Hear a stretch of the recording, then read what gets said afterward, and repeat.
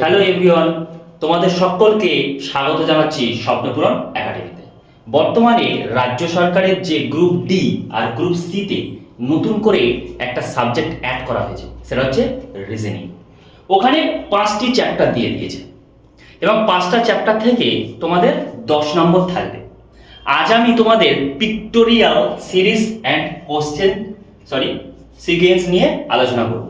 আচ্ছা, পিক্টোরিয়াল সম্পর্কে অনেকের ধারণা আছে যে স্যার সাবজেক্টটা অনেক সহজ, বাট তোমাদের ধারণাটা সম্পূর্ণ ভুল। কারণ পিক্টোরিয়ালের মধ্যে টোটাল 6টা চ্যাপ্টার বা ফিগার অ্যাড করা হয়েছে। সেগুলো কি কি? একটা আছে ফিগার ফরমেশন, একটা আছে সিরিজ, একটা আছে ডট সিচুয়েশন, আচ্ছা, আর একটা আছে আমাদের যেটাকে বলা হয় অ্যানালজি, আর একটা আছে ক্লাসিফিকেশন। টোটাল 6টা ফিগারকে এখানে ইনক্লুড করা হয়েছে। তাই 6টা ফিগার কিভাবে করবে সেই সম্পর্কে আজকে তোমাদেরকে আমি আইডিয়া দেব। আচ্ছা, আজকের আমি সিরিজ সম্পর্কে আলোচনা করব। এখানে লেখা আছে যে সিরিজটা কি? এখানে দেখো বলছে প্রদত্ত উত্তরের পরিসংখ্যান থেকে সিরিজের অনুপস্থিত চিত্রটি খুঁজো, তাই তো? আচ্ছা, সিরিজ করতে গেলে টোটাল আমি 5টা নিয়ম দেখাবো। কি কি? আচ্ছা, সিরিজে কি কি থাকে দেখো। ফিগার কেমন ভাবে আসে একটু আইডিয়া দিই তোমাদেরকে যে সিরিজ কেমন ভাবে আসে। দেখো 1 2 3 4 5 এইভাবে আসতে পারে। আচ্ছা, আর একটা কিভাবে ফিগার আসতে পারে? 1 2 3, এটাকে পেয়ার বানিয়ে দিল। 1 2 3 একটা পেয়ার দিয়ে দিল। আরেকটা কি হতে পারে যে 1 2 1 2 1 2 ডট ডট এইভাবে আসতে পারে। আর কি হতে পারে? আরেকটা হচ্ছে কি water image and mirror image হলো। আচ্ছা, তারপর কি থাকতে পারে? তারপর আরেকটা আছে, সেটা হচ্ছে কি আমরা সব সময় কি করব? অল্টারনেটিভ নেব। কি নেব?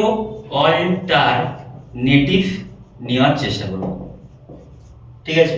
আর সমস্ত সিরিজটা রোটেশনের উপর ডিপেন্ড করবে, ঠিক আছে? চলো আজকে আমি 1 নম্বরটা দেখো। 1 নম্বরটা কি বলছে? এখানে যে ফিগারগুলো রয়েছে, তো এই স্থানে কোন ফিগারটা হবে? আমি বলেছি 1 2 3 4 5 ফিগার দিতে পারে, আবার 1 2 3, আবার 1 2 3 এইভাবে দিতে পারে, আবার 1 2 1 2 1 2, আরেকটা বলেছি অল্টারনেটিভ দিতে পারে। আচ্ছা, এখানে তোমাদের দেখে কি মনে হচ্ছে?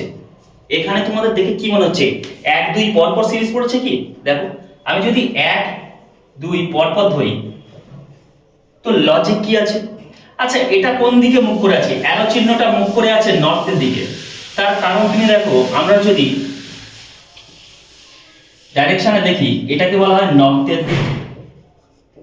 আচ্ছা, এটা ইস্ট, এটা ওয়েস্ট, এটা হচ্ছে সাউথ। এখন মুখটা করে আছে, প্রথম ফিগারের মুখটা করে আছে কোন দিকে? নর্থের দিকে না? আচ্ছা, তারপরের ফিগারটা কোন দিকে মুখ করে আছে? দেখো নিচে, সাউথের দিকে। দেখো নির্দিষ্ট রোটেশনের মধ্যে কি যাচ্ছে এরা? তো আমরা তখন বুঝবো যে এটাকে পর পর ফিগার দেয়নি। কি ফিগার দিয়েছে? আচ্ছা, আমি বলেছি অল্টারনেটিভ ফিগার আমি যদি ধরে দেখি, দেখো একটা নির্দিষ্ট রোটেশনের মধ্যে যাচ্ছে কি। দেখো আমি প্রথম ফিগারটা আর মাঝখানে ফিগারটাকে বাদ দিলাম, এর সাথে 3 নম্বর ফিগারটা দিলাম। আচ্ছা, তারপরে আমার এই জিজ্ঞাসার চিহ্ন কি হবে? দেখো প্রথমে কোন দিকে আছে? প্রথমে ফিগারটা নর্থের দিকে আছে। থার্ড ফিগারটা কোন দিকে আছে? দেখো ইস্টের দিকে আছে। তার মানে 90 ডিগ্রি ক্লকওয়াইজ ঘুরছে না, একটা নির্দিষ্ট রোটেশনে যাচ্ছে। আচ্ছা, তাহলে নেক্সট রোটেশনটা কোন দিকে হবে? নেক্সট রোটেশনটা আমাদের সাউথের দিকে এমন ভাবে অ্যারো চিহ্ন হবে। তাহলে অপশানে কার সাউথের দিকে অ্যারো চিহ্নটা আছে? আচ্ছা, 1 নম্বরটা কি আছে দেখে তোমাদের মনে হচ্ছে? এ তো আছে কি কোন দিকে? অ্যারো চিহ্নটা নর্থের দিকে। বাদ। আচ্ছা, তারপরে দেখো বি অপশানে আছে। বি অপশানে কিন্তু আমাদের যে অ্যারো চিহ্নটা আছে সাউথের দিকে আছে। সি অপশনটা কিন্তু অ্যারো চিহ্ন দেখাচ্ছে আমাদের কোন দিকে? নর্থের দিকে দেখাচ্ছে। তো অপশন এলিমিনেট করে দাও। ডি অপশনটা কিন্তু সাউথের দিকে আছে। এবার বলো যে বি হবে কি ডি হবে, কোনটা হবে? আচ্ছা, তারপরে যদি আমরা দেখি, আমি বলেছি প্রথম ফিগারটা আর থার্ড ফিগারটাকে আমরা নিয়েছি, অল্টারনেটিভ নিয়ম নিয়েছি, অল্টারনেটিভ। এই যে অ্যারো চিহ্নটা রয়েছে, প্রথমে আছে অ্যারো চিহ্নটা আমার কোন দিকে ছিল? উপরের দিকে অ্যারো চিহ্ন ছিল, আর এর যেটা চিহ্নটা আছে কোন দিকে ছিল? এমন টাইপের ছিল। আচ্ছা, তারপর আমি যদি থার্ড ফিগারটাকে দেখি, কোথায় যাচ্ছে? অ্যারো চিহ্নটা ঠিক এইভাবে আসছে লাইনটা। এবার কোন দিকে হবে? নিশ্চয়ই এমন হবে।